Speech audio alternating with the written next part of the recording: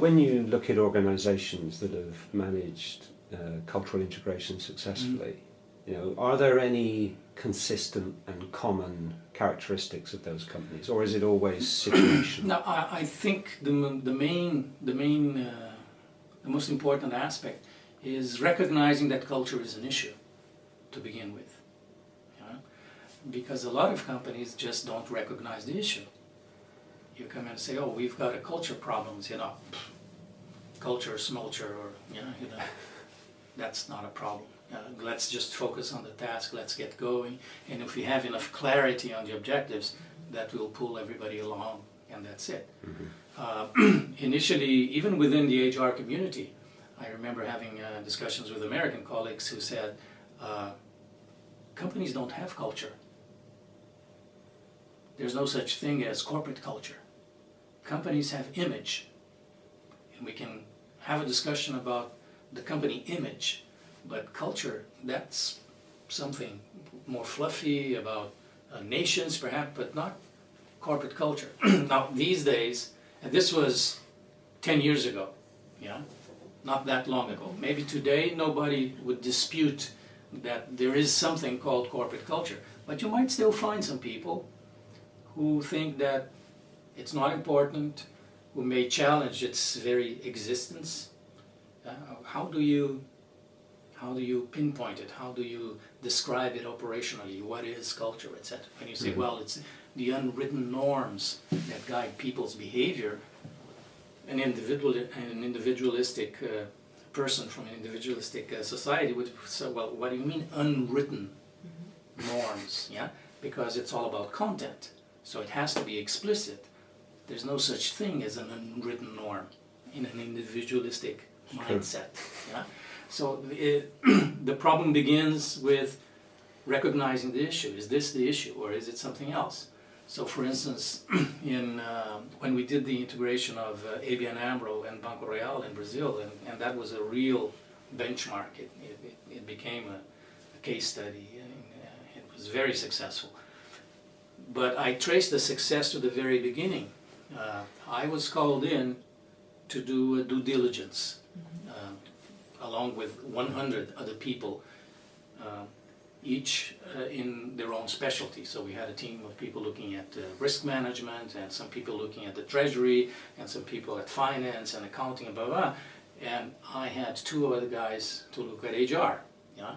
So we went in to the bank about to be acquired, and we had 2 days of interviews. And we got a lot of data.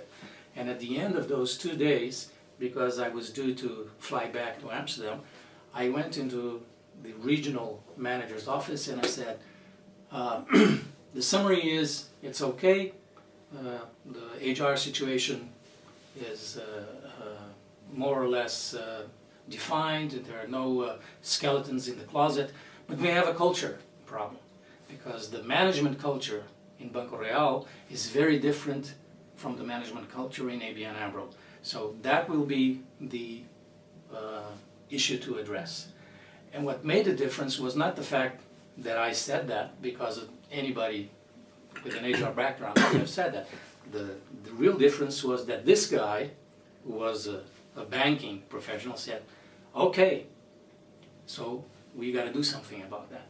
You know?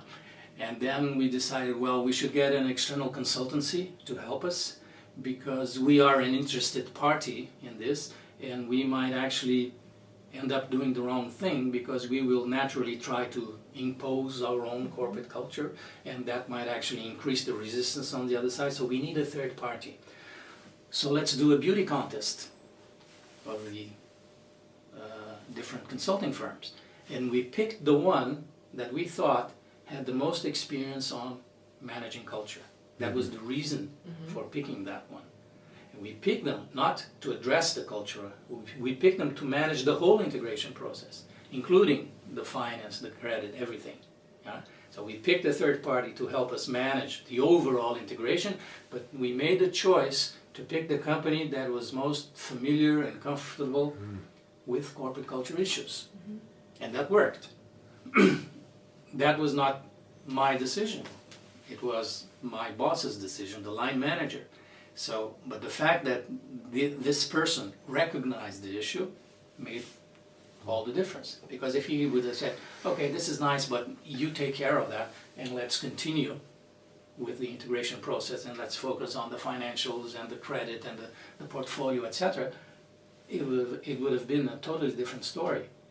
But this was a guy who recognized, okay, this is important, let's address it one way or another. It did not become the center of the process, but it had a relevant part in the overall process. It was just as important as the credit portfolio, let's say. It was balanced. Because I think it would be also a mistake to say, okay, stop everything. First we're going to address the corporate culture issue, and then we're going to look at the financials. That doesn't work either. You just need the balance. It is as important as